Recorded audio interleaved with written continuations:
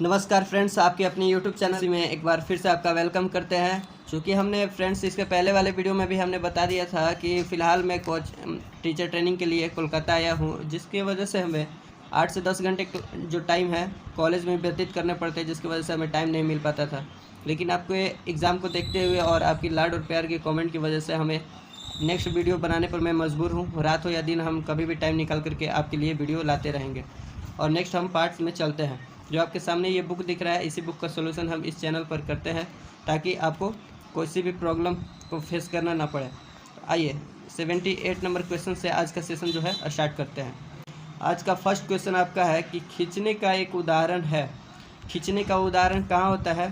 तो जब आप किसी भी वस्तु को ऊपर से नीचे की ओर बल लगा करके खींचते हैं, कोई भी बल लगा करके ऊपर से नीचे की ओर खींचते हैं, तो वो खींचने का उदाहरण कहलाता है। तो ऐसा किसमें हो रहा है? ध्वज फहराना, पर्दा उठाना, दरवाज़ा खोलना और लड़के को धक्का देना। तो सरल सी ये बात है, जनरल लाइफ का कंडीशन है ये कि इसमें जो ध्वज फहराया जाता है तो उसमें रस्सी जो बंधा होता है ऊपर से नीचे की ओर हम खींचते हैं। तो खींचने का जो उदाहरण होगा आपका ऑप्शन नंबर ए हो जाएगा। दरवाज़ा खोलने की बात हो या पर्दा उठाने की बात हो तो इसमें आप स्लाइड करते हैं। दरवाज़ा खोलने में धक्का देते हैं और पर्दा खोलने में जबकि लेफ़्ट टू राइट स्लाइड करते हैं। तो और दरवाज़ा खोलने में आप बल का प्रयोग करते हैं, लेकिन कैसा बल? तो आप एक दाब की तरफ बल का प्रयोग करते हैं। लेकिन ध्वज फहराने में हम ऊपर से नीचे की ओर बल का प्रयोग करते हैं। ये छोटी सी बात है। नेक्स्ट क्वेश्चन में हम बढ़ते हैं। सभी बलों में होता है। सभी बलों कहने का मतलब आपका ससंजक बल हो, असंजक बल हो, अभिकेंद्रीय बल हो, अपकेंद्रीय बल हो, रोटरी फोर्स हो, मतलब किसी भी प्रकार का आपका बल हो। तो सभी प्रकार के बलों में क्या होता है? घनत्व, दिशा, परिमाण और दिशा दोनों। तो याद रखिएगा फ्रेंड्स, हमेशा कभी भी बल का बात किया जाए तो उसमें आपका हमेशा परिमाण और दिशा दोनों होता है। तो इसलिए आपका राइट आंसर ऑप्शन ए होगा। किसी भी प्रकार का बल हो, या ऐसा भी आपसे क्वेश्चन किया जा सकता है, या अपकेंद्रीय बल, अभिकेंद्रीय बल, किसी भी प्रकार का बल दे दे और उसमें डायरेक्ट पूछ ले कि इसमें क्या क्या होता है। तो परिमाण और दिशा दोनों होता है। Magnitude and direction is both, यानी कि दोनों होता है। नेक्स्ट क्वेश्चन बढ़ते हैं 80 नंबर क्वेश्चन की ओर। 80 नंबर क्वेश्चन है कि एक कार 72 किलोमीटर प्रति घंटा की गति से चल रही है। ब्रेक लगाने के बाद इसे रुकने में 4 सेकेंड लगता है। कोई कार है जिसका स्पीड जो है 72 किलोमीटर प्रति घंटा दिया हुआ है, और जब ब्रेक लगाया जाता है तो ब्रेक लगाने के 4 सेकेंड बाद, ब्रेक लगाते ही तो डायरेक्ट रुकेगा नहीं, ब्रेक जब लगता है तो 4 सेकेंड टाइम लग जाते हैं उसे रुकने में। और यदि कार का द्रव्यमान 1000 किलो दिया है तो ब्रेक लगाए गए बल के परिमाण क्या होगा? यानी कि आपको फोर्स का वैल्यू बताना है कि कितना बल लगाया गया होगा, जो कि 72 किलोमीटर प्रति घंटा से चल रही है कार, उसे रुकने में 4 सेकेंड लगा, जिसका द्रव्यमान जो है 1000 kg है। ठीक है, चलिए सोल्यूशन करते हैं। तो इसके लिए देखिए फार्मूला क्या होता है, F बराबर m इंटू ए। इसमें जो दिया हुआ है आप उसको पहले नोट डाउन कर लेंगे। तो इसमें स्पीड दिया हुआ है, यानी कि ये वेलोसिटी है आपका, और टाइम जो दिया है 4 सेकेंड दिया हुआ है, ये आपका टाइम है। और इसका वेट कितना, मास कितना दिया हुआ है? 1000 kg। चूँकि हमने इसके पहले वाले वीडियो में भी बताया है F बराबर m इंटू ए होता है। ध्यान दीजिएगा फ्रेंड्स, F बराबर m इंटू ए होता है। तो F का मान कितना दिया हुआ है? F का मान आपका नहीं दिया हुआ, आपको फाइंड आउट करना है। M का मान कितना दिया हुआ है? 1000 kg दिया हुआ है, तो 1000 kg हो गया। अब एक्सेलरेशन का तो वैल्यू नहीं दिया हुआ है, लेकिन एक्सेलरेशन कैसे निकालते हैं? तो वेग बटे में समय से आपका एक्सेलरेशन यानी त्वरण निकलता है। वेग में परिवर्तन के दर को त्वरण कहते हैं। तो त्वरण यानी कि वेग का आपका वैल्यू दिया है 72, और जो आपका टाइम का वैल्यू दिया हुआ है 4 सेकेंड दिया हुआ है, 4 सेकेंड हो गया। लेकिन ध्यान दीजिएगा, यहाँ जो है किलोमीटर प्रति घंटा दिया हुआ है। जो आपका वेग है किलोमीटर प्रति घंटा दिया हुआ है, और यहाँ जो टाइम है सेकेंड में दिया हुआ है। तो कभी भी एक नोट पॉइंट कीजिएगा कि अगर टाइम आपका सेकेंड में दिया हुआ है और स्पीड किलोमीटर प्रति घंटा में, तो आपको किलोमीटर प्रति घंटा को मीटर प्रति सेकेंड में चेंज करना होता है, क्योंकि जो आपका टाइम है वो भी सेकेंड में दिया हुआ है। तो आप स्पीड को किलोमीटर प्रति घंटा को मीटर प्रति सेकेंड में बदलने के लिए 5/18 से गुना करते हैं। क्या? किलोमीटर प्रति घंटा को मीटर पर सेकेंड में बदलने के लिए 5/18 से गुना करते हैं, तो ये मीटर प्रति सेकेंड में बदल जाता है। अगर आपको मीटर प्रति सेकेंड से किलोमीटर में बदलना होगा तो 18/5 से गुना करेंगे। तो हमें किलोमीटर प्रति घंटा से मीटर प्रति सेकेंड में बदलना है, 5/18 से गुना करेंगे यानी कि 72 इंटू 5/18 करेंगे। अब यहाँ से जो फाइनली आपका आंसर होगा वो फोर्स का वैल्यू आएगा। देखिए कैलकुलेशन करते हैं, 18 चौक 72, ठीक है, 4 से 4 कट गया और 5 इंटू 1000 यानी कि 5 इंटू 1000 को आप क्या लिख सकते हैं, 5 इंटू 10⁻³ न्यूटन। तो आपका फोर्स बराबर पूछा गया तो फोर्स का ऐसा ही मात्रक होता है न्यूटन, इसलिए 5 इंटू 10⁻³ न्यूटन यानी ऑप्शन नंबर डी आपका राइट आंसर हो जाएगा। समझ गए हैं? अगर आपको समझने में कठिनाई है तो आप वीडियो को धीरे बैक करके देख सकते हैं, क्योंकि हम चाहते हैं कि कम समय में आपका ज़्यादा क्वेश्चंस अटेम्प्ट हो, आपका टाइम भी बर्बाद ना हो। ठीक है, नेक्स्ट क्वेश्चन देखते हैं। एक वस्तु पर 20 न्यूटन का बल लागू किया जाता है और यह 2 मीटर प्रति सेकंड के त्वरण के साथ गति करती है। वस्तु के द्रव्यमान की गणना करना है। वस्तु की द्रव्यमान का गणना करना है यानी कि आपको मास इसका बताना है कि क्या होगा जब यदि उसका बल दिया हुआ है 20 न्यूटन और उसका त्वरण डायरेक्ट दिया हुआ है। इसके पहले क्वेश्चन में वेग और टाइम दिया था तो उससे हमने त्वरण का वैल्यू निकाला था, लेकिन इसमें त्वरण डायरेक्टली दिया हुआ है। तो आपको मास को फाइंड आउट करने के लिए क्या करना होगा, तो पहले आपको फार्मूला हमने बताया है और आज भी first second question third question में बताया कि F इक्वल टू होता है m इंटू ए यानी द्रव्यमान गुने त्वरण। बल बराबर द्रव्यमान गुने त्वरण। तो F का मान दिया हुआ है आपका कितना, 20 न्यूटन, इक्वल टू m का मान फाइंड आउट करना है, द्रव्यमान क्या होगा, तो m का मान m ही हो जाएगा और एक्सेलरेशन यानी त्वरण का मान आपका डायरेक्ट दिया हुआ है 2 मीटर प्रति सेकेंड। तो यहाँ से 2 से 20 कट जाएगा 10 बार में, यानी कि आपका m का मान यानी कि मास का मान जो आया आपका 10 kg आया, यानी कि 10 kg ऑप्शन नंबर डी में है, इसलिए आपका 81 का right answer option number D हो जाएगा। आई होप आप समझ गए होंगे। ठीक है, 82 नंबर देखते हैं। किसी वस्तु पर कार्य करने वाले गुरुत्व बल को डैश डैश के रूप में जाना जाता है। कहने का मतलब है कि कोई भी वस्तु होता है जिसका द्रव्यमान अगर m हो और इस पर गुरुत्व बल काम करे। गुरुत्व बल यानी कि जो पृथ्वी के द्वारा बल लगता है उसे हम गुरुत्व बल कहते हैं, जो ग्रेविटेशनल फोर्स लगता है। तो उसे हम g से भी डिनोट करते हैं या a से डिनोट करते हैं। g का मतलब भी गुरुत्व बल होता है, a का मतलब भी ग्रेविटेशनल एक्सेलरेशन कहा जाता है, यानी इसे भी गुरुत्व बल ही कहा जाता है। दोनों का मतलब सेम होता है। तो वही कहा गया कि किसी वस्तु पर यदि उसका तो मास दिया नहीं है, अगर गुरुत्व बल काम करे, बल को डैश डैश के रूप में जाना जाता है, यानी कि m इंटू जी अगर आप करते हैं तो ये फार्मूला होता है कि इसका W का यानी कि वेट का। तो भार बराबर होता है m इंटू जी यानी द्रव्यमान गुने त्वरण। तो भार बराबर द्रव्यमान गुने त्वरण। तो इसमें इसी बात को पलट करके पूछा गया है कि किसी वस्तु पर कार्य करने वाले गुरुत्व बल को डैश डैश के रूप में जाना जाता है, इनके भार के रूप में जाना जाता है। कब? जब किसी भी द्रव्यमान के वस्तु पर गुरुत्व बल कार्य करे। कब भार के रूप में जाना जाता है? तो किसी वस्तु पर गुरुत्व बल कार्य करे। ठीक है, नेक्स्ट क्वेश्चन देखते हैं। जब एक स्थिर बल किसी वस्तु पर 3 सेकंड की अवधि के लिए 8 kg के द्रव्यमान के साथ कार्य करता है। जब एक स्थिर बल किसी वस्तु पर 3 सेकंड की अवधि के लिए 8 kg के द्रव्यमान के साथ कार्य करता है तो यह वस्तु के वेग को 4 मीटर प्रति सेकंड से 6 मीटर प्रति सेकंड तक बढ़ा देता है। प्रयुक्त बल की गुरुत्व बताएं। यानी कि इसमें बल का गुरुत्व यानी कि F का मान आपको बताना है, फोर्स का मान बताना है। तो वही वाला फिर से पहले वाला ही जो फॉर्मूला है वही लगेगा, F बराबर m इंटू ए, लेकिन यहाँ कुछ अलग दिया हुआ है। क्या दिया हुआ है? F का मान आपका क्या दिया हुआ है? बल का मान ही बताना है आपको, F का मान ही फाइंड आउट करना है। M का मान कितना दिया हुआ? 8 kg। और A का मान क्या होगा? तो एक्सेलरेशन बराबर होता है वेग में परिवर्तन के दर को हम त्वरण कहते हैं। तो वेग में परिवर्तन कितना हो रहा है? पहले 4 मीटर प्रति सेकंड था, 4 मीटर प्रति सेकंड से 6 मीटर प्रति सेकंड हो गया। इसका जो वेग परिवर्तन कैसे हो रहा है? 4 मीटर प्रति सेकंड से 6 मीटर प्रति सेकंड हो गया। तो इसमें परिवर्तन कितना का हुआ? 2 मीटर प्रति सेकंड का। तो 2 मीटर प्रति सेकंड बदल रहा है कितने सेकंड में? 3 सेकंड में। यानी आपका F बराबर हो गया m का मान 8 और वेग में परिवर्तन के दर को त्वरण कहते हैं। तो A का मान हम लिखेंगे कितना? परिवर्तन हुआ 2 मीटर प्रति सेकंड और टाइम कितना लगा? 3 सेकंड। तो 3 सेकंड से हम डिवाइड करेंगे जब, तो 8 दूनी की 16, 16/3 यानी कि आपका जो वैल्यू आएगा 3 × 5 = 15, 5.33, यानी कि ऑप्शन नंबर ए जो है आपका राइट आंसर हो जाएगा।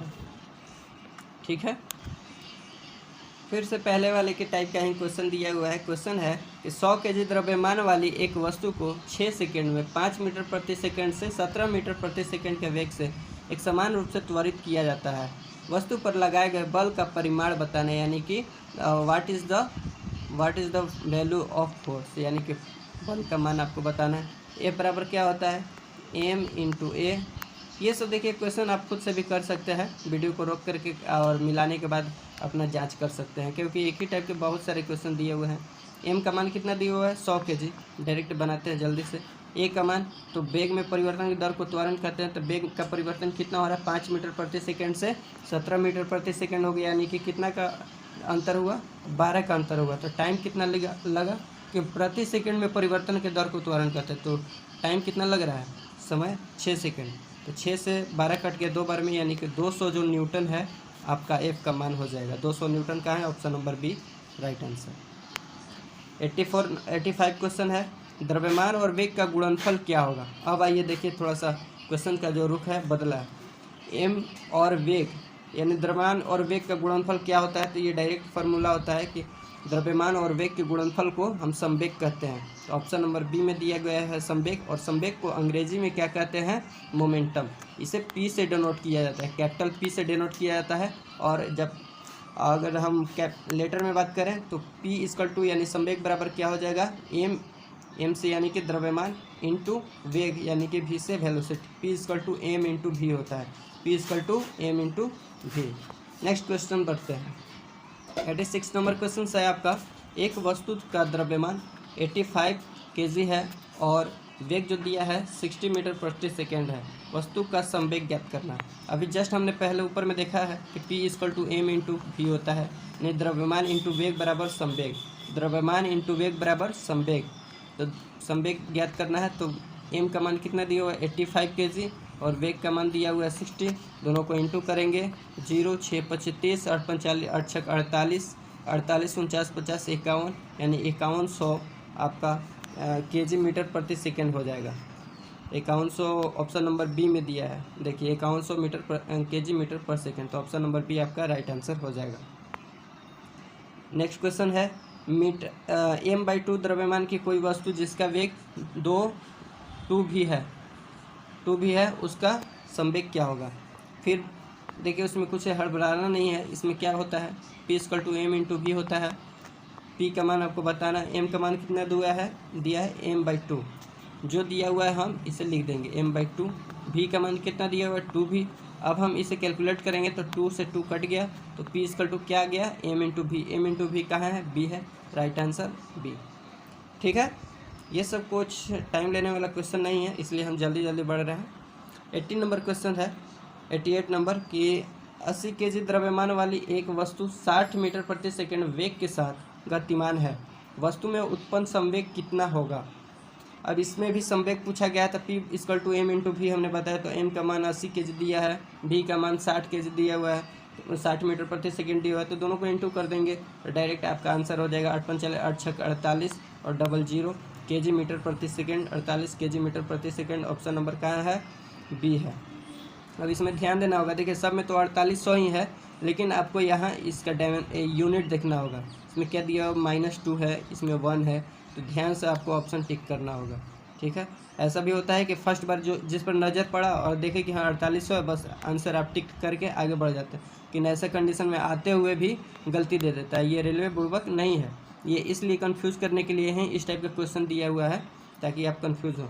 वो कंफ्यूज नहीं होना है, ध्यानपूर्वक कोशिश करना है कि आप अच्छे से क्वेश्चन अटेम्प्ट करें। नेक्स्ट क्वेश्चन देखिए, 50 केजी द्रव्यमान की एक वस्तु 6 मीटर प्रति सेकेंड के नियम वेग से गतिमान है, वस्तु के संवेग की गणना करना है। फिर आपको संवेग निकालना है, मोमेंटम निकालना है। P बराबर एम इंटू वी, 6 25 30 यानी कि 300 केजी मीटर प्रति सेकेंड, 300 केजी मीटर प्रति सेकेंड। ऑप्शन नंबर बी है, आपका राइट आंसर बी हो जाएगा। देखिए ऐसे क्वेश्चन अगर आपको डायरेक्ट फार्मूला याद रहे तो आप डायरेक्ट मुँह ज़बानी भी कर सकते हैं, ऐसा भी क्वेश्चन रेलवे में आ जाता है। आपके सामने प्रूफ देख रहे हैं। ठीक है, आपका 90 नंबर क्वेश्चन है कि एक गतिमान वस्तु का संवेग कुछ कारकों पर निर्भर करता है, निम्नलिखित में से कौन सा कथन सबसे उपयुक्त है। निम्नलिखित में से कौन सा ऑप्शन जो है सबसे सटीक और सही है। तो संवेग किस पर निर्भर करता है, तो संवेग का फार्मूला क्या होता है, P = m × v, यानी कि द्रव्यमान इंटू वेग। तो जो संवेग किस पर निर्भर करेगा, द्रव्यमान पर भी निर्भर करेगा, वेग पर भी निर्भर करेगा। अगर किसी भी वस्तु का द्रव्यमान अगर बढ़ता है तो उसका संवेग भी बढ़ता है, अगर किसी वस्तु का द्रव्यमान अगर घटता है तो उसका संवेग भी घटता है। इसी प्रकार वेग में भी होता है, तो यह दोनों पर निर्भर करता है। तो दोनों वाला ऑप्शन कहाँ है, तो ऑप्शन ए में है गतिमान वस्तु का संवेग उसके द्रव्यमान पर निर्भर करता है, तो नहीं, केवल द्रव्यमान पर नहीं, तो ऑप्शन ए नहीं होगा। बी है गतिमान वस्तु का संवेग उसके द्रव्यमान और वेग पर निर्भर करता है, तो हाँ, दोनों पर निर्भर करता है, द्रव्यमान पर भी और वेग पर भी, इसलिए आपका राइट आंसर ऑप्शन बी हो जाएगा। नेक्स्ट क्वेश्चन देखते हैं। नेक्स्ट है कि एक वस्तु के संवेग की गणना कीजिए जिसका द्रव्यमान 50 किलोग्राम है और 6 मीटर प्रति सेकंड के वेग के से गतिमान है। इसका दोनों वैल्यू दिया है, एम का भी और वेग का भी। तो पी बराबर क्या होता है, इसका संवेग ही तो गणना करना है, तो यानी मोमेंटम। तो पी बराबर क्या होता है, एम इंटू भी। तो एम का मान 50 kg, अब भी का मान 6 मीटर प्रति सेकंड, दोनों को इंटू कर दीजिए। 6×5 = 30 यानी कि 300 kg मीटर प्रति सेकंड। ऑप्शन नंबर बी आपका राइट आंसर हो जाएगा। नेक्स्ट क्वेश्चन देखते हैं। नेक्स्ट क्वेश्चन क्या है, किसी सिस्टम में जब दो अप्रत्यास्थ पिंडों के बीच टक्कर होती है तब उसमें, अप्रत्यास्थ पिंड कहने का मतलब क्या है, प्रत्यास्थ कहता, प्रत्यास्थ अ नहीं रहता, प्रत्यास्थ का रहता, तो यानी कि प्रत्यास्थ इंग्लिश में कहते हैं इलास्टिक वस्तु।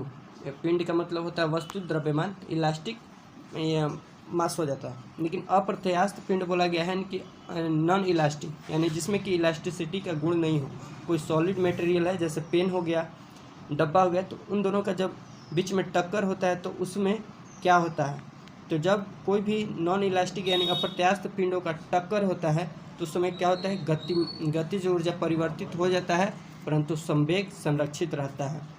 उसमें गतिज ऊर्जा परिवर्तित हो जाता है लेकिन संवेग परिवर्तित नहीं होता है, संरक्षित रह जाता है। इसलिए आपका राइट आंसर इसमें ऐसा कंडीशन कहाँ है, बी है, तो इसलिए आपका राइट आंसर ऑप्शन बी हो जाएगा। ध्यान दीजिए, वेग को यदि दोगुना कर दिया जाए, वेग को दोगुना कर दिया जाए तो क्या क्या कितना गुना हो जाता है, ऑप्शन देख करके समझिए।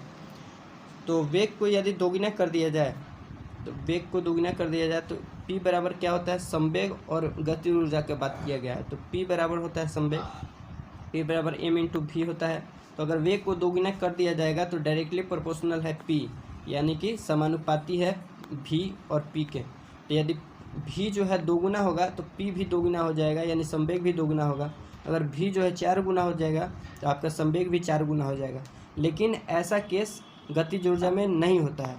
गतिज ऊर्जा में क्या होता है, यदि वेग आपका 2 गुना हो जाए तो आपका गतिज ऊर्जा जो है 4 गुना हो जाता है, यानी कि 2 गुना स्क्वायर उसका हो जाता है। अगर वेग आपका बोला कि 3 गुना हो जाए तो गतिज ऊर्जा क्या होगा, तो गतिज ऊर्जा आपका 9 गुना हो जाता है। ऐसा क्यों होता है, तो काइनेटिक एनर्जी यानी गतिज ऊर्जा बराबर क्या होता है, 12 mv², यानी आपका वेग जो है अगर 2 गुना होगा तो आपका जो काइनेटिक एनर्जी कितना हो जाएगा, 4 गुना हो जाएगा। तो ऐसे मैंने क्वेश्चन को इसके पहले वाले वीडियो में बहुत सारे क्वेश्चंस इसके और डिटेल में बता चुके हैं, तो आप वहां से भी जा कर के देख सकते हैं, ताकि आपको यहाँ से जो आप वीडियो नए अगर इस चैनल पर देख रहे हैं तो आपको बहुत ही हेल्पफुल होगा आगे के जितने भी वीडियो आएंगे। तो इसलिए आपसे रिक्वेस्ट है कि पहले के अगर आपने वीडियो नहीं देखा है तो प्लेलिस्ट बन चुका है चैनल पर, वहाँ से भी आप जा कर के प्रीवियस वीडियो को देख सकते हैं। तो यहाँ से आपका राइट आंसर हो जाएगा कि वेग यदि 2 गुना हो जाए, वेग को 2 गुना कर दिया जाता है तो संवेग 2 गुना ही रहेगा और गतिज ऊर्जा 4 गुना हो जाता है। तो ऐसा ऑप्शन आपका है ऑप्शन नंबर सी में। देखिए सी में दिया गया है संवेग 2 गुना तथा गतिज ऊर्जा 4 गुना बढ़ जाता है। ठीक है, नेक्स्ट क्वेश्चन देखिए। नेक्स्ट क्वेश्चन 94 नंबर है कि निम्न में से किस समीकरण द्वारा संवेग की गणना की जाती है। देखिए संवेग से रिलेटेड आप देख सकते हैं कि कितने घुमा फिरा करके क्वेश्चन किए जाते हैं। तो यदि आप एक बार संवेग को समझ गए तो आप किसी भी प्रकार के संवेग से रिलेटेड क्वेश्चन को हल कर पाएंगे। तो संवेग किसे कहते हैं, तो द्रव्यमान और वेग के गुणनफल को संवेग कहते हैं। तो द्रव्यमान और वेग के गुणनफल कहाँ है, संवेग इक्वल टू द्रव्यमान गुने वेग, यानी ऑप्शन नंबर बी है आपका राइट आंसर, ये हो जाएगा। नेक्स्ट देखिए, नेक्स्ट क्वेश्चन है 95 नंबर। 20 मीटर प्रति सेकंड के वेग से गति कर रहे 50 kg द्रव्यमान वाले एक पिंड का संवेग क्या होगा। देखिए फिर से वही संवेग पूछा गया है, तो आप इसका सॉल्यूशन खुद से कर ही लेंगे। इसका हम आंसर बता देते हैं, 5 दूनी की 10 यानी कि 1000 kg मीटर प्रति सेकंड, ऑप्शन नंबर डी हो जाएगा। 96 नंबर क्वेश्चन है कि निम्न में से किस में दिशा और परिणाम दोनों होता है। अब देखिए आया मज़ेदार क्वेश्चन। यहाँ से आपको एग्जाम में बहुत बार क्वेश्चन किए जाते हैं। अब क्या क्वेश्चन किए जाते हैं ध्यान दीजिएगा। सदिश राशि और अदिश राशि का नाम आपने सुना होगा। सदिश राशि और अदिश राशि यानी scalar quantity and vector quantity. Vector quantity सदिश राशि को कहते हैं, स्केलर क्वांटिटी अदिश राशि को कहते हैं। अब क्या होता है, तो जिसमें दिशा और परिणाम दोनों होता है यानी कि डायरेक्शन और मैग्नीट्यूड दोनों होता है, उसे वेक्टर क्वांटिटी कहते हैं यानी सदिश राशि कहते हैं। सदिश राशि किसे कहते हैं, जिसमें दिशा और परिणाम दोनों होता है, उसे सदिश राशि कहते हैं। तो आपसे ऐसे क्वेश्चन नहीं कहा जाता है कि सदिश राशि किसे कहते हैं। आपको 4-5 ऑप्शन दे देंगे, अब बताना होगा कि आपको इसमें से सदिश राशि कौन सा है। इसके लिए सिंपल सा और एकदम बेस्ट ट्रिक होता है। क्या होता है, सदिश राशि को पहचानने का ट्रिक क्या होता है कि जिस शब्द में, जिस इकाई में आपका दिया हुआ, जैसे द्रव्यमान, संवेग, दूरी, चाल, इस तरह से आपका उसमें व और ब दिया रहा है, व और ब दिया रहा है, तो आपका सदिश राशि कहलाता है। अब इसमें एक्सेप्शनल केस भी होता है। एक्सेप्शनल केस यानी कि कुछ ऐसे भी इकाई हैं जिसमें कि व और ब होता है लेकिन वो अदिश राशि है, तो शायद आप उन्हें केवल याद कर ले कि कौन सा एक्सेप्शनल केस है, तो बाकी सभी आपको सदिश राशि और अदिश राशि आसानी से याद हो जाएंगे। वो कौन कौन से हैं, तो आपके जो है पेडीम है, तो आप बोलेंगे पेडीम क्या है सर, तो पेडीम देखिए PEDIM, पेडीम। पेडीम आपको याद रखना होगा कि ये ऐसे एक्सेप्शनल केस हैं जिसमें व और ब रहते हुए भी यह अदिश राशि है। पेडीम का मतलब होता है, P से आपका होता है प्रेशर, P से प्रेशर यानी कि दाब। देखिए दाब में ब है फिर भी यह क्या है, अदिश राशि है। ई का मतलब क्या होता है, इसे इलेक्ट्रिक करंट यानी विद्युत धारा, विद्युत, वी में व आ रहा है लेकिन फिर भी ये अदिश राशि है। डी का मतलब डेंसिटी का मतलब होता है घनत्व, तो लास्ट में इसमें भी व आ रहा है, ये भी अदिश राशि है। आई से इम्पल्स किसे कहते हैं, इम्पल्स कहते हैं आवेग को, आवेग, इसमें भी व आ रहा है, ये भी अदिश राशि है। एम से मतलब मास यानी कि द्रव्यमान, इसमें भी व आया, ये भी अदिश राशि है। तो आपको पेडीम के ट्रिक से आपको याद रखना होगा। पेडीम यानी कि जहाँ भी आपको ऑप्शन में दिखे तो पेडीम का ट्रिक लगा करके देखना होगा कि अगर उसमें पेडीम से है तो उसमें व और ब रहते हुए भी वह अदिश राशि होता है। ठीक है, तो एक बार हम फिर से रिपीट करते हैं। P से प्रेशर यानी कि दाब, E से इलेक्ट्रिक करंट यानी विद्युत धारा, D से डेंसिटी यानी कि घनत्व, I से इम्पल्स यानी कि आवेग, M से मास मतलब द्रव्यमान। तो क्वेश्चन क्या कहा जा रहा है कि निम्न में से किसमें दिशा और परिणाम होता है। तो दिशा और परिणाम किसमें होता है, सदिश राशि में। किसमें होता है, सदिश राशि में। तो सदिश राशि आपका क्या है, कौन सा है, तो आपका है द्रव्यमान तो होगा नहीं, हमने बताया किसमें, एम से मास से द्रव्यमान आता है जो कि अदिश राशि है। दूरी तो होगा नहीं क्योंकि दूरी एक केवल मैग्नीट्यूड होता है, वैल्यू होता है, इसमें डायरेक्शन नहीं होता है। दूरी का कुछ खास डायरेक्शन दिया जाए तब यह सदिश राशि होगा। चाल क्या है, एक वैल्यू है, लेकिन संवेग जो होता है, संवेग में आपका परिमाण और दिशा दोनों होता है। संवेग में परिमाण और दिशा दोनों होता है, इसलिए आपका जो सदिश राशि है संवेग हो जाएगा।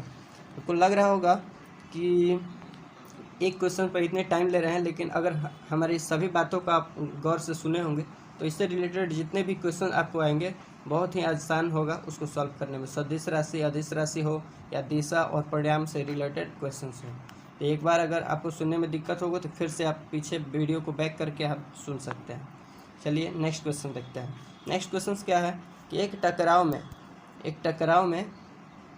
टकराव में डैश हमेशा की बचत की जाती है। जब कोलिजन होता है, टकराव होता है, तो क्या चीज़ बचत होता है, यानी कि नष्ट नहीं होता है। कहने का मतलब नष्ट नहीं होता है। तो हमने ऊपर देखा कि कोई भी वस्तु का वेग जो है, जैसे कि v1 वेग से चल रहा है और कोई भी वस्तु इसके विपरीत दिशा में v2 से आ रहा है। जब ये कोलिजन होता है, टकराव होता है, तो इसमें हमेशा वेग तो बदल जाएगा। वेग जितने वेग से आ रहा है, इन दोनों का वेग तो टकराने के बाद एक दूसरे के कंपेयर में घट जाएगा, लेकिन उसका संवेग जो है हमेशा सेम रहता है, उसका बदलता नहीं है, यानी कि बचत रहता है। बचत होती है यानी कि किसका बचत होता है, तो संवेग का बचत होता है, बदलाव नहीं होता है। ठीक है, मोमेंटम कंजर्व रहता है हमेशा। ये कोलिजन होता है जब, तो आपका जो मोमेंटम है संरक्षित रहता है। नेक्स्ट क्वेश्चन देखते हैं। रैखिक संवेग डैश डैश के बराबर होता है। रैखिक संवेग यानी कि लीनियर मोमेंटम, एक लाइन में जो मोमेंटम घटित होता है उसे रैखिक संवेग कहते हैं। तो यहाँ भुलवाने के लिए आपको दे दिया गया है रैखिक संवेग का है या परपेंडिकुलर संवेग का है या आपकी कुछ भी, अगर उसमें संवेग आपका मेंशन है तो ऐसा नहीं कि आपका फॉर्मूला चेंज हो जाएगा। संवेग बराबर जो होता है वही होगा। संवेग बराबर क्या होता है, P = m × v होता है। m मतलब द्रव्यमान, v मतलब वेग, द्रव्यमान इंटू वेग। Option number B right answer है। चलिए आगे बढ़ते हैं। 99 नंबर क्वेश्चन है कि पिंड ए जिसका द्रव्यमान 2 kg और पिंड बी जिसका द्रव्यमान 3 kg है, एक वस्तु की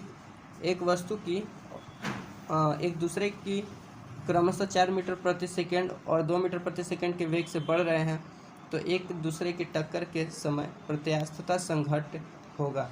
अब ये थोड़ा सा अच्छा क्वेश्चन है। देखिए इसमें कहा जा रहा है कि जैसे पिंड ए हो गया, जिसका हमने ए नाम दे दिया, एक पिंड यहाँ हो गया जिसका नाम हमने बी दे दिया, इसका 2 kg दिया हुआ है। ऐसे न्यूमेरिकल बेस्ड क्वेश्चन नहीं है, थियोरेटिकल समझने वाला है इसमें, क्योंकि वैल्यू से रिलेटेड ऑप्शन नहीं दिया हुआ है, तो फिर भी हम समझाते हैं।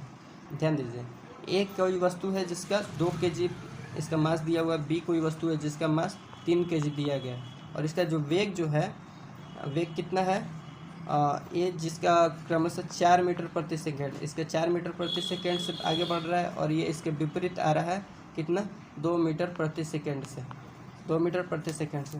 तो जब यह एक दूसरे की ओर टक्कर के समय प्रत्यास्थ संघट्ट क्या होगा, प्रत्यास्थ संघट्ट को इंग्लिश में क्या बोलते हैं, इलास्टिक कोलिजन।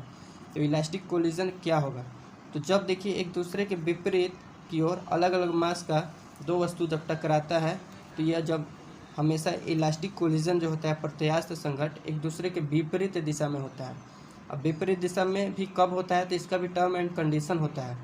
जब जैसे कि अगर ए वस्तु हो गया और बी वस्तु हो गया, जैसे कि हम बात करें एक हाथी हो गया और एक बच्चा हो गया, तो बच्चा अगर दौड़ते हुए हाथी की ओर आगे बढ़ता है, चाहे हाथी मूव करे या स्टेबल रहे, एक जगह स्थिर रहे, तो बच्चा का तो वेग में संवेग में परिवर्तन होगा, लेकिन हाथी पर कोई इफेक्ट नहीं पड़ेगा, क्योंकि इसके द्रव्यमान के कंपेयर में हाथी का जो द्रव्यमान है दुगना से अधिक है।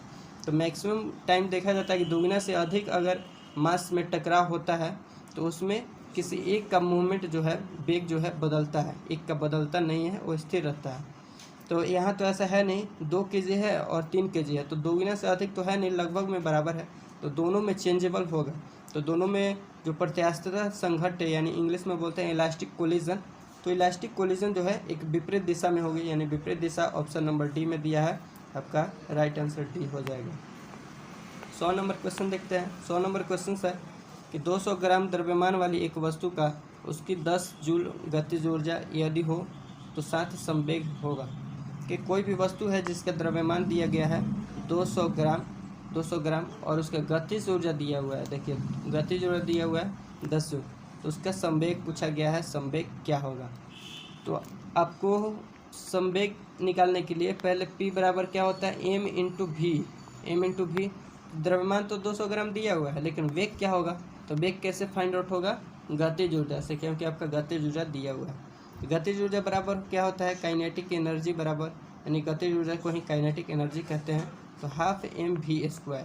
तो गतिज ऊर्जा का वैल्यू दिया हुआ है 10 जूल, और यहाँ हाफ हो जाएगा, m का मान दिया गया है 200 × v²। तो यहाँ से कैलकुलेशन आप कीजिएगा, तो आपका सॉल्यूशन जो होगा, यहाँ से 10 जूल दिया हुआ है, 200 ग्राम दिया हुआ है। अच्छा यहाँ देखिए ऑप्शन में जो दिया है kg मीटर प्रति सेकंड दिया हुआ है, यानी कि आपको ग्राम को kg में बदलना पड़ेगा, ये भी ध्यान देने वाली बात है। तो जब 200 ग्राम को kg में कन्वर्ट कीजिएगा तो आपको 1000 से भाग करना होगा, तो 1000 से भाग करना होगा, तो काइनेटिक एनर्जी बराबर क्या होता है, ½ mv²। हाफ m का मान दिया हुआ है 200 ग्राम × v², यानी v का मान नहीं दिया हुआ है, इसी को फाइंड आउट करना है। और 200 को हम kg में चेंज करेंगे तो 1000 से भाग करेंगे, और काइनेटिक एनर्जी का वैल्यू दिया हुआ है 10 जूल, या 10 हो जाएगा। तो आप इनका कैलकुलेशन करेंगे तो ऐसा होगा, देखिए 1 0 से 1 0 कट गया, 1 0 से 1 0 ये कट गया, 2 से 2 कट गया, यानी कि बटा 100 हुआ। तो v² बराबर क्या हो जाएगा, 100 इधर जाएगा, तो 100 इधर जाएगा तो आपका 100 हो जाएगा। तो v का मान यहाँ से आपका आया, स्क्वायर जो है इधर रूट में जाएगा, आपका v का मान आया 10 मीटर प्रति सेकेंड। v बराबर 10 मीटर प्रति सेकंड। तो p बराबर क्या होता है m इंटू वी। m का मान कितना दिया हुआ है 200 और v का मान आया 10, लेकिन 200 क्या दिया है ग्राम में, और ऑप्शन में आपका केजी में दिया हुआ है। तो आपको इस चीज़ को ध्यान देना होगा। तो ग्राम को हम फिर से यहाँ चेंज करेंगे 1000 से डिवाइड करके, 3 0 से 3 0 कट गया। आपका p का जो मान आया 2 kg मीटर प्रति सेकंड आया, 2 kg मीटर प्रति सेकंड आया। ठीक है, तो आपका right answer option number A हो जाएगा।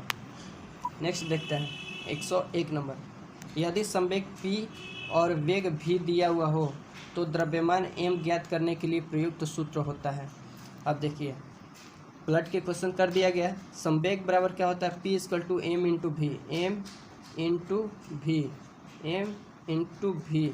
तो यहाँ से पूछा गया है कि तो द्रव्यमान इतना ज्ञात करने के लिए प्रयुक्त सूत्र होगा, यानी p बराबर आपका m इंटू वी होता है। अगर आपको द्रव्यमान का वैल्यू निकालना हो तो इसे आप सिंगल छोड़ेंगे, तो यहाँ से v क्या है इंटू में है तो इधर आएगा, तो डिवाइड में p बाई वी हो जाएगा। m बराबर p बाई वी, यानी ऑप्शन नंबर जो आपका बी है राइट आंसर हो जाएगा p बाई वी। ठीक है, p equal to m into V से ही बना है p by V. 102 number question है कि 10 kg द्रव्यमान वाली एक वस्तु 2 मीटर प्रति सेकंड वेग है, यदि हो तो साथ गतिमान है, वस्तु में निहित संवेग डैश डैश है। कहा गया है कि 10 kg का द्रव्यमान है, कोई वस्तु का द्रव्यमान 10 kg है और उसका जो वेग जो दिया गया है 2 मीटर प्रति सेकंड है, तो उसका जो निहित संवेग होगा, जो उसमें संवेग इन्वॉल्व होगा, इंसर्ट होगा, तो उसका वैल्यू बताना है, संवेग का मान यानी मोमेंटम का मान बताना है। तो p बराबर क्या होता है m इंटू वी, m का मान 10 kg, v का मान 2 मीटर प्रति सेकंड। सिंपल सा हो जाएगा 20 kg मीटर प्रति सेकंड। तो ये सब क्वेश्चन आप खुद से कर सकते हैं। ठीक है, 103 नंबर क्वेश्चन है कि एक हल्के और एक भारी पिंड की गतिज ऊर्जा समान है। अब देखिए मज़ेदार क्वेश्चन आया है, ध्यान से सुनिएगा। थ्योरेटिकल क्वेश्चन है, एक हल्के और एक भारी पिंड की गतिमान समान है, गतिमान ऊर्जा यानी कि काइनेटिक एनर्जी सेम है। किसका? तो एक हल्का चीज़ और एक भारी चीज़। हल्का चीज़ में जैसे कि हम ले लिए, आप ले लिए हल्के चीज़, कोई भी वस्तु ले सकते हैं, एक बॉक्स ले लिए, खाली डिब्बा ले लिए, और एक ले लिए पार्ट यानी बटखारा, और दोनों का वेग जो है, कौन सा वेग? तो गतिज ऊर्जा आपका सेम है, दोनों का गतिज ऊर्जा सेम है। तो पूछा गया है कि इसका संवेग क्या होगा, मतलब किसका संवेग अधिक होगा। तो आपका गतिज ऊर्जा समान हो, तो यहाँ से आपको थ्योरेटिकल समझने में आसानी होगी। तो इसमें ध्यान दीजिएगा, आपको उलझाने के लिए गतिज ऊर्जा दिया गया है, यहाँ वेग देता तो आप आसानी से इसे कर सकते थे। अब देखिए गतिज ऊर्जा दिया हुआ है तो कोई दिक्कत नहीं है। आप जानते हैं कि किसी भी वस्तु का, ध्यान दीजिएगा, किसी भी वस्तु का अगर वेग अधिक बढ़ता है तो उसका गतिज ऊर्जा भी बढ़ता है, क्योंकि यहाँ काइनेटिक एनर्जी बराबर फार्मूला होता है kinetic energy equal to half mv²। तो आप देख रहे हैं कि काइनेटिक एनर्जी जो होता है डायरेक्टली प्रोपोर्शनल यानी समानुपाती होता है v का। अगर आपका वेग बढ़ता है तो गतिज ऊर्जा भी बढ़ता है, यदि आपका गतिज ऊर्जा भी बढ़े तो वेग भी बढ़ता है या घटता है, यानी कि समानुपाती होता है। जैसे गतिज ऊर्जा होगा वैसा ही वेग होगा। तो आप समझ गए कि आप गतिज ऊर्जा के जगह पर आप वेग भी रख सकते हैं कि यदि यहाँ वेग समान दिया रहे। अब आइए ध्यान दीजिए, अब वेग तो आपका समान हो गया, अब समझ गए कैसे हो सकता है या कैसे आप मान सकते हैं। तो अब इसमें पूछा गया है कि एक हल्का चीज़ था और एक भारी पिंड था, दोनों का तो वेग समान हो गया। अगर उसका वेग समान हो गया तो संवेग किसका अधिक होगा, यह तो क्वेश्चन है। तो p बराबर होता है m इंटू वी। पहले का हमने m1 का मान लिया, v है, और p1 हो गया, और p2 इक्वल टू मानेंगे m2, यानी कि दोनों, एक का m कुछ और होगा और दूसरे का m कुछ और होगा, क्योंकि एक हल्का चीज़ है और एक भारी चीज़ है, तो दोनों का तो द्रव्यमान सेम नहीं होगा। लेकिन यहाँ से वेग आपका समान हो गया, क्योंकि गतिज ऊर्जा समान दिया हुआ है। अब देख सकते हैं p जो होता है डायरेक्टली प्रोपोर्शनल होता है, यानी समानुपाती होता है किसका? द्रव्यमान और वेग का। यहाँ में p बराबर m इंटू वी होता है, तो p जो होता है डायरेक्टली प्रोपोर्शनल यानी समानुपाती होता है किसका? द्रव्यमान और वेग का। यदि आपका द्रव्यमान किसी भी वस्तु का बढ़ता है तो आपका संवेग भी बढ़ेगा, और द्रव्यमान घटता है तो आपका संवेग भी घटेगा, क्योंकि p v से हमें मतलब नहीं रहा, v क्या है, दोनों में समान दिया हुआ है, तो v को इग्नोर हम करते हैं। हमें मास से बताना है कि किसका संवेग अधिक होगा। तो मास किसका अधिक दिया हुआ है, तो बोला गया है कि किसी भी वस्तु का एक हल्का चीज़ है, एक भारी चीज़ है, तो जिसका द्रव्यमान अधिक होगा उसका हमें संवेग अधिक होगा। तो भारी चीज़ का संवेग अधिक होगा क्योंकि भारी चीज़ का वजन ज़्यादा होता है और यहाँ डायरेक्टली प्रोपोर्शनल दिया हुआ है, तो इसलिए भारी चीज़ का आपका संवेग अधिक होगा। तो इसमें आपका राइट आंसर ऑप्शन सी होगा। यदि आपका ऐसे 104 नंबर क्वेश्चन देखते हैं। 104 नंबर है कि किसी रॉकेट का उड़ान भरना डैश डैश द्वारा समझा जा सकता है। तो संवेग संरक्षण के सिद्धांत पर रॉकेट का उड़ना काम करता है। किसके सिद्धांत पर? तो संवेग संरक्षण के सिद्धांत पर। तो किसी रॉकेट का उड़ान भरना डैश डैश द्वारा समझा जा सकता है। तो आपका ऑप्शन बी में दिया गया है कि संवेग संरक्षण के नियम, इसलिए राइट आंसर आपका बी हो जाएगा। नेक्स्ट बढ़ते हैं और आज का लास्ट क्वेश्चन रहेगा क्योंकि काफ़ी टाइम हो गया। तो 105 नंबर क्वेश्चन देखते हैं। एक सेल के विस्फोट के बाद कई टुकड़े अलग अलग दिशाओं में बढ़ जाते हैं। जब सेल का विस्फोट होता है तो अलग अलग टुकड़े में तो बढ़ जाता है, क्योंकि विस्फोटक पदार्थ उसी के लिए बनाए ही जाते हैं कि अलग अलग टुकड़े में विभक्त हो और दूसरे को घायल कर सके। तो इस स्थिति में क्या संरक्षित रहता है? तो जब ऐसा होता है तो वेग तो परिवर्तित होता है, वहाँ संवेग हमेशा संरक्षित रहता है, संवेग हमेशा अपरिवर्तित रहता है, यानी संवेग बदलता नहीं है। तो यही क्वेश्चन में कहा गया है कि इस स्थिति में क्या संरक्षित रहेगा? तो आपका संवेग हमेशा संरक्षित रहेगा, चेंज नहीं होगा, इसलिए राइट आंसर ऑप्शन डी हो गया। इसी प्रकार से हम टाइम निकाल करके आपके लिए क्वेश्चन लाते रहेंगे। नेक्स्ट वीडियो अब रेगुलर आता रहेगा, कोशिश हमारी यही रहेगी। अगर इस चैनल पर आपको ज़रा भी क्वेश्चंस हेल्पफुल लगे तो इस चैनल पर नए हैं तो चैनल को सब्सक्राइब करके शेयर कर सकते हैं। ठीक है, इसी प्रकार के नेक्स्ट वीडियो में मिलते रहेंगे। तब तक के लिए जय हिंद, जय भारत।